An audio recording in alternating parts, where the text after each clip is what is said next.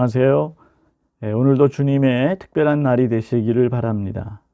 오늘 창세기 15장을 여러 번 읽어봐 주시고요. 15장 1절에서 6절까지를 깊이 묵상하는 시간을 갖도록 하겠습니다. 우리가 살아가면서 믿음이나 혹은 계약이라고 하는 말을 많이 하기도 하고 또 실제로 우리 생활이 계약이나 혹은 믿음의 관계로 묶어져 있습니다. 예를 들어서 결혼이라고 하는 것도 사실은 계약과 믿음의 관계로 이루어져 있죠. 만약 한쪽의 사람이 계약을 맺은 당사자가 서로 그 의무와 권리를 다하지 못하고 한쪽에서 의무를 다하지 못한다든지 혹은 신뢰를 깨트린다든지 하게 되면 그 계약은 파기되죠.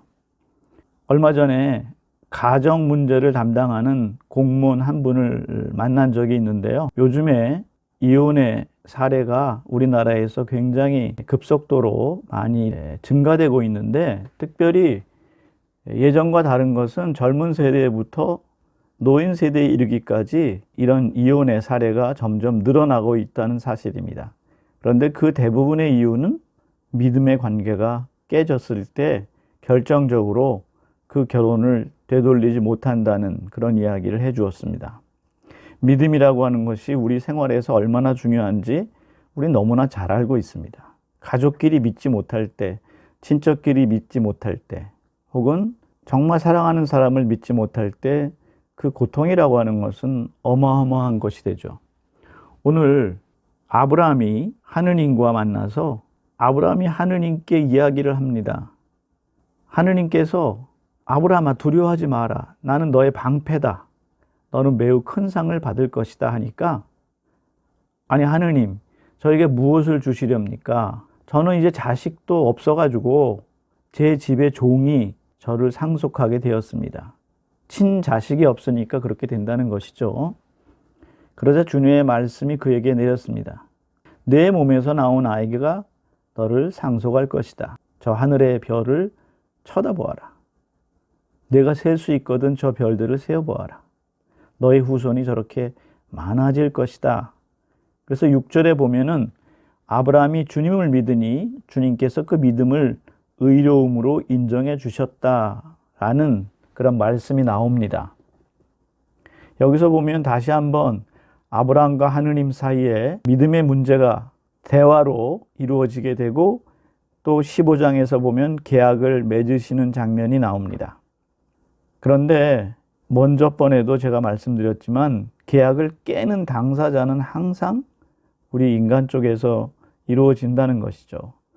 우리의 믿음이 작은 유혹이나 분심이나 오류를 범하게 되었을 때 쉽게 하느님의 말씀을 잃어버리고 하느님과의 계약 관계를 상실하게 됩니다. 계약이라고 하는 것은 철저하게 믿음의 관계로 이루어져 있습니다. 내가 믿지 못하면 계약을 절대 할 수 없죠. 그래서 우리의 믿음이라고 하는 것은 우리 자신의 힘만으로는 사실은 부족한 것입니다. 왜냐하면 인간은 그만큼 약한 존재이죠. 아주 작은 유혹에도 흔들리게 되는 것이 우리 인간의 본성이죠. 이런 의미에서 본다면 우리가 하느님을 믿게 된다고 하는 것은 성경에서 자주 그것은 바로 은총이다 라는 그런 말씀을 주십니다. 그러니까 우리가 믿는다는 것 자체, 누구를 믿고 또 하느님을 절대적으로 믿는다는 것 자체가 일종의 은총이라는 것이죠. 하느님이 주시지 않으면, 하느님이 베풀어 주시지 않으면 나는 믿음을 갖는 것이 불가능하다 하는 이야기입니다. 어쩌면은 신앙은 하느님의 선물이며 또 하느님이 주시는 우리의 은총의 덕이라고 할 수 있습니다. 그런데 이 믿음을 계속 지키려면, 이 믿음을 내 안에서 계속 키워나가려면 또한 하느님의 은총이 절대적으로 선행되어야 하고 또 성령의 도움이 필요합니다. 그래서 우리는 끊임없이 하느님을 향해서 나가야 되고 하느님 안에서 살아가려고 하는 노력이 이루어져야 된다는 것이죠.